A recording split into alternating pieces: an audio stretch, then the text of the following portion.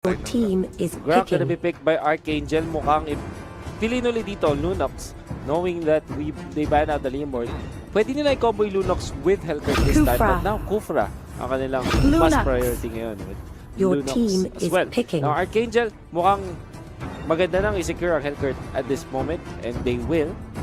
Gandang pang-counter yan sa, sa Lunox. Pati at least, para sa, kasi sa Hellcurt, dalawa agad yung kaya mong counterin dyan eh. Kufra and Lunox eh. Yeah. Sa Kufra pa lang, hindi mo alam kung saan mo i-aim yung first skill mo. So, sobrang Dahil hirap sa yan. Dark Knight Falls. Dark Knight Falls, hindi. Correct. And syempre, Lunox, no one na face up against the Hellcurt. Sobrang classic ito. Hellcurt. Chow. Pag naka-jump, silence ka agad. Your then the team first damage, is medyo picking. mahirap. So, EVOS, they need to get at least another fighter. Or, yeah, Tams is a very good example. Tagang go lang ng go, Tams. apply aggression. Well, most Your of the time siya team yung is makakaharap banned. ng top lane hero, Yeah. ng off lane hero sa side ng Arkangel. I like Thams. Sinasabi nila dito. Now, Your team dati is tawag natin banned. Tamus. Oo nga eh. Kasi yung recent change nga na mayroong babae na nagsasalita Oo, si Man. Ang ganda. May bagang manang announcer. Kasi dati, ang alam talaga namin, since ganito kasi yung kwento namin yan guys, nagre-research talaga kami. And alam namin na from other videos that were released Your by Mobile team Legends is picking. themselves, Aldo siya, Kaya siya, Thamus siya, you have the Cho. Medyo nakakalito. No? Nakakalito talaga, pero Karen. naliwanagan na Your tayo team dahil is kay picking. Manang announcer. Oo. So, ang laking bagay ni Manang announcer. Ito na nga. So, after Thams, they will pick a Harith. So, ito na naman. Double mage composition Double mage para ulit. sa EVOS PH. Sino yung sa side lane sila dito? What do you think? Kasi I think that Lunox really thrives sa may mid lane eh. Pero yung Harith din eh.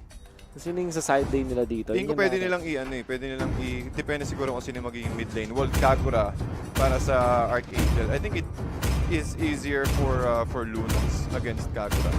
Since Tama. meron siyang kaya niyang i-sustain with this Starlight Pulse, he can sustain the damage Kagura. forever. Habang si Your Dex, team si is Harith naman picking. siya yung +1 lagi. Siya na yung lagi may +1. Kasi medyo mahirap i-commit mo yung Zaman Force mo para for Aldous. escape eh. So I think Dupe or rather Kufra plus Harith sa sidelines. Yeah.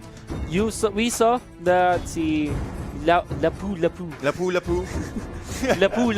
ang ating ang napili dito ng Arkangel. But yeah, Lapu-Lapu. Meta yan ngayon. Meta ngayon ng actually ng Lapu-Lapu. Very, very strong fighter and yung term na duelist ka. Parang sa 1v1 na fight, you really thrive. You also have this Kagura picked up by Arkangel.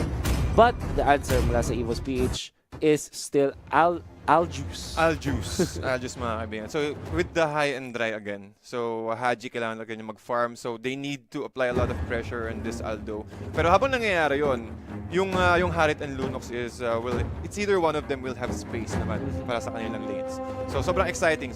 Yeah, you know, what I really think about this is EVOS PH are still playing with their previous composition pa rin. Parang nabubuhay pa rin sila dun sa previous na composition. First is, double mage pa rin sila. Second is, they're still very slow. I think lineups with Aljus, very slow sila. And I think that they can be overrun by the Arkangel team right now, and it's gonna be really scary. But Arkangel now playing on the blue side. Si Lusty, ang ating Grok. Rio on the Kag. Jay sa kanyang Cho, si Jeff Cutie Forever sa kanyang Hellcurt. Uy, classic to. And Kiluash with the Lapu-Lapu. And on the red side mga kaibigan, we have EVOS PH. Si Bonchan ang may gamit ng Kufra. Archie naman sa Tams. Dufen para sa Harith. Dexter naman sa Lunox. And Haji para sa Aldo. Okay, isang mabilis na invade mula dito sa EVOS PH. And it is gonna be successful. Ang dami nilang kinuli. Ang ganda ng block Ganda mo doon. nung block na yon. Hindi yata makatasi si Bonchon. Buti nila meron siyang Sprint. pampabilis. And he will be able to run away. Grabe. Nakikita mo agad yung kayang i-dish out na damage ng Arkangel dito. So kailangan they need to play safe since this is a 2-mage composition para sa EVOS PH. Yes, it will work, pero they need a little bit of more time para makakuha na at least 1 core item itong double mage composition. Yeah. Well, the only good thing about the double mage composition is sobrang lakas nila during the mid game kapag tama yung mga initiations nila. I'm starting to think na importante for EVOS PH ang facilitating for teamfights. Now, they don't have the best engage. Hindi ganun kaganda yung engage nila. They only have the Kufra. I always think na yung Kufra pag mag-isa lang siya na initiator, kulang siya. Kulang. Pero kung meron siya, for example, kasamang Gwen, na pwede sila magpalitan na kung sino yung tatalon, sino yung una tatalon, sino yung pangalawa.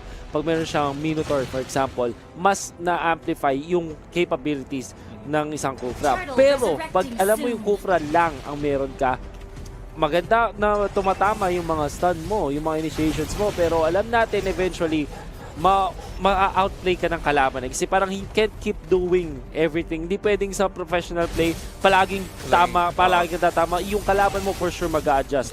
Tama. Pero tingin ko dito, ang ginawa dito ng EVOS PH, well, after that, mukhang si Lasty makakatakbo naman si Lasty doon. Pero tingin ko, ang ginawa ng EVOS PH dito, yes, they do have the, Kufra, but they also have Tams. Si Tams kasi siya lang yung magiging mag-absorb ng damage sa frontline. So parang pwede na siyang pseudo-tank para sa ganitong klaseng composition and also with the fighter composition. So lifesteal lang siya ng lifesteal habang si Kufra naman tama nag-aabang na din sa likod. So I think it will work for EVOS PH, but again, just like what you mentioned earlier, it's all about the execution and positioning.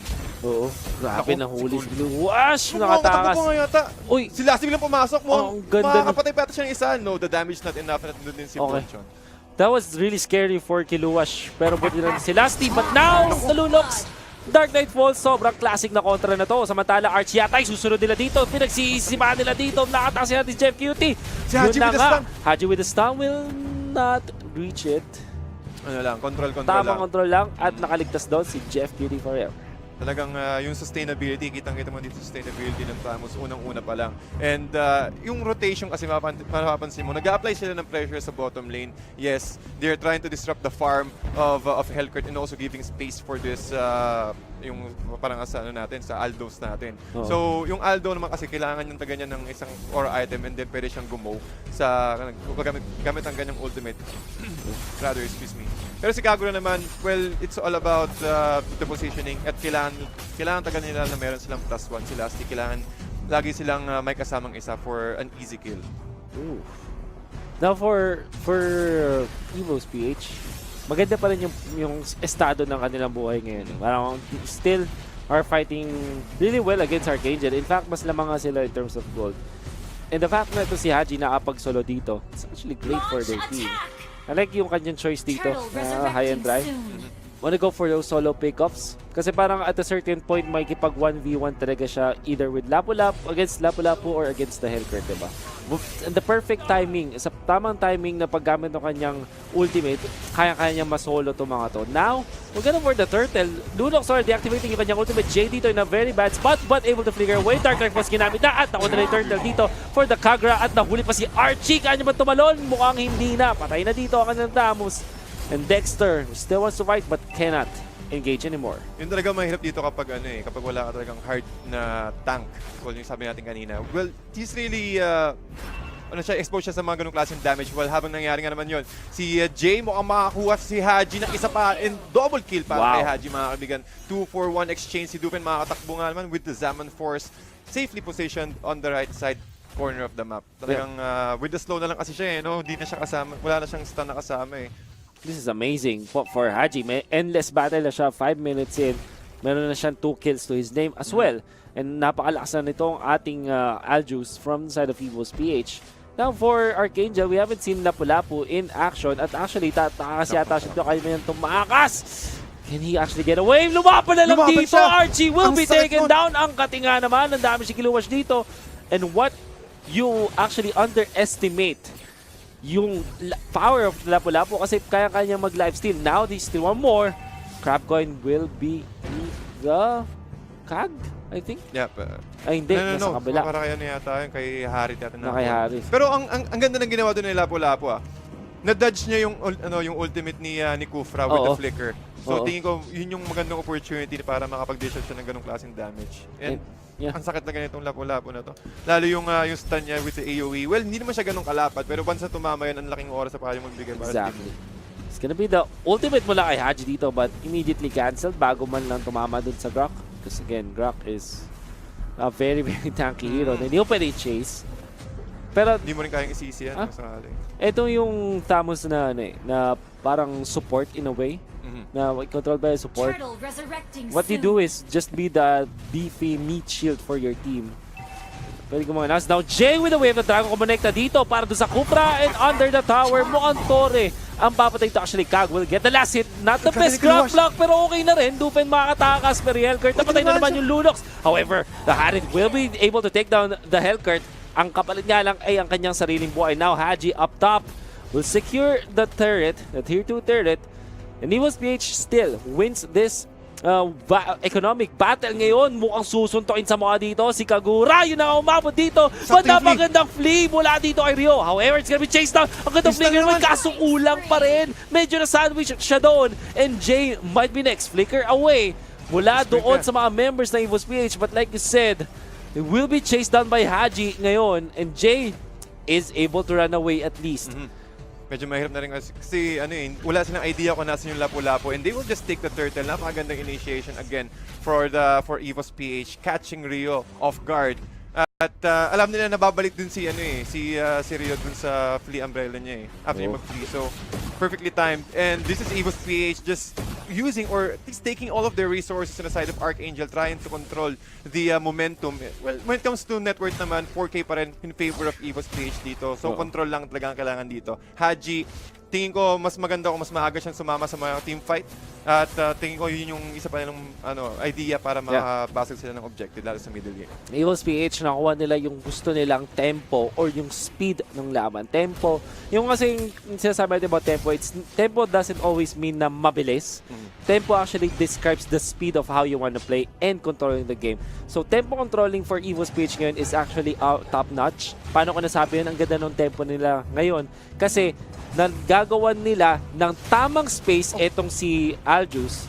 At mukhang uultihan yata, hindi na. Nag-Dark Knight Falls na para sure. Bukod sa fact na binibigyan nila ng magandang buhay itong si Haji, nakakalaban pa rin sila kahit pa napapatay dito yung ating Lunox. Dexter is 0-2, but it's okay. Kasi parang ang nangyayari lang dito, hindi napapansin ng Arkangel yung ibang core players ng EVOS because they're tunneling their vision to the Lunox, and Haji still wants to fight. Actually, unlocks siya dito. Nakita mo naman, 3 suntok lang para dun sa Cho. Zaman first ginamit para muli dito si Lasty at makuha nila yung kill. EVOS with all of the firepower na meron sila. That's a nice bait for EVOS-PH. Alam nila na nagkukumpulan ng Arkangel sa may bandang baba and just looking for an opportunity para pasukin to si Haji. Kasi si Haji, nung nalaman niya na-expend na yung Dark Knight Falls ng Arkangel, okay, go tayo.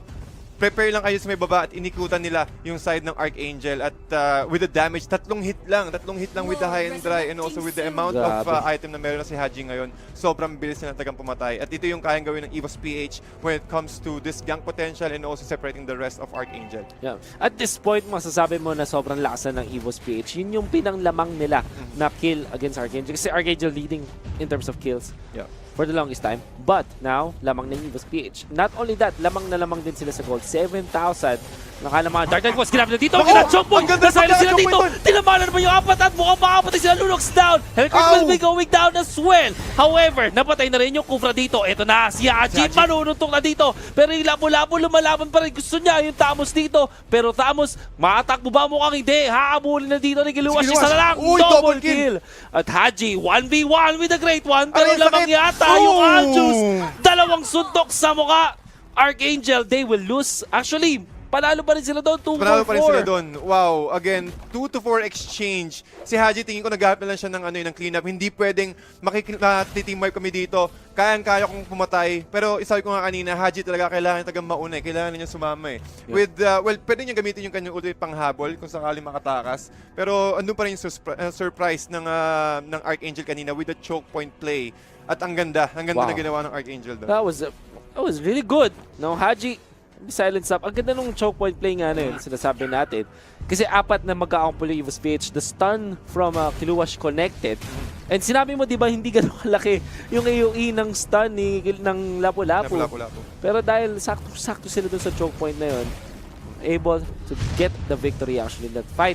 Not only that, yung silence na follow-up mula dun sa Hellcurt was also connected on many members. Ganda pa ng pagkakapit. 4 nga naman, naghahabol na yata dito. Wanna go for Kiluwash this time, but it comes the ultimate. Pailat sila konti, pero patay pa rin dito mula sa Aljus. 2 agad. Alam pa ba dito, hindi maganda masyado ang pasok na ating show. Napigilan niya ng konti lang. Pero mas maganda sana kung nandun siya nung nagsimula yung laban. Yun yung sinasabi ko. Working with the control, Archie, with this, yung Tamos niya, with the control, talagang kaya nilang i-pushback. Kahit yung unting pushback lang na yun, ang laking bagay na yun for the side of EVOS PH. Habang si Haji naman is trying to 1v1 against the Lord. Wow. At apply pressure lang sa EVOS PH. Try to hold them down. Yung aggression dapat nandun pa rin, Rio. What I Uy, hear, ang sakit naman ng damage na yun, anong masakit. Ito, Unti lang yung naiiwan sa buhay ng Kagura. Yeah. What I wanted to say was, yung sobrang heroic nung ginawa ni Rio doon to cut the minion waves para hindi makapag-inhibitor yung EVOS PH. But the biggest problem you will face dahil doon sa nangyari na yun is na solo. The Lord will be slain now by Haji and Jay using the Wave the Dragon para lang mabugaw ang EVOS PH, and this is already bad para sa Arkangel. Nag 1-by-1 audition na naman ang mga kuya mo at tanggap si Jay, pati si Kiluwash. Ako, yung ito mahirap doon eh. Well, dapat hindi na gumo si Kiluwash doon. Well, he's trying to save the life of Jay since meron pa naman siguro siyang Kojit Kundo. But the problem is, he did not anticipate that amount of damage from EVOS PH. And now they will suffer. Yung Lord, diretso na sa middle lane, and medyo mahihirapan talaga dito yung Arkangel. Whereas, yes, they do have a lot of control and lost it with the Grok. But this might be over. Ito na yung ultimate dito ng Aldo. Susuntokin na si Rod. Dalawa na yung gandang sakit sa manok. Kaso, siya ba yata yung mapapasama? Hindi niya kinain ng Deadly Poison Stinger sa Haji. Will take out 2. Dalawang double kill. Double kill! At ito na, uubusin ng EVOS ang Arkangel. Lunox gets the Grok. Harrod gets the Lapu-Lapu. And Jay, the last man standing, will be no more. Wipeout mula sa EVOS para magpuwersa ng Game 3. What a spectacular finish for EVOS PH. Again, parang parehas yung yung composition or place na ginawa ng EVOS PH sa Arkangel kanina. Kanina naiwan si Hayabusa, naiwan ngayon si Aljuice. So, nako, ang gandang control. It's a 1-1 match. At meron pa tayong Game 3. Nako. 11-0-5 for Haji. Nag-Malefic Roar na rin siya dito para talagang more penetration. Physical penetration for sure. And